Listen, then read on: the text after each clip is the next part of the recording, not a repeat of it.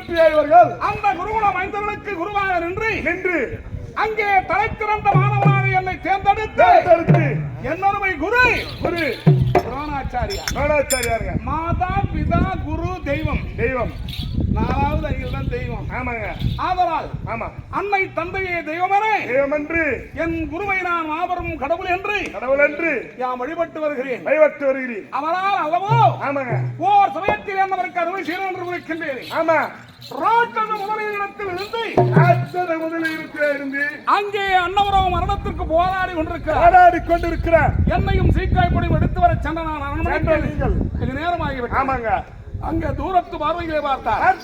குருவாக விளையக்கூடிய துரோணாச்சாரியார் ஆமா அங்கே ராட்சச முதலையின் காலை பற்றி நிற்கிறது. ஆமாங்க. அங்கே குருகுல மைந்தர்களே என்னை காப்பாற்றுங்கள், என்னை காப்பாற்றுகிறப்பா அப்படின்னு தவிச்சுக்கிட்டு இருக்கிறார். அனைவரும் தன்னுயிர் விளைத்தால் போது பிறர் உயிரை ஒரு பொருட்டாக எண்ணாது அதை ஏறி ஓடுகிறார்கள். எல்லாரும் கருகாடி ஓடுறாங்க. தூரத்து பார்வையிலே பார்த்தேன்.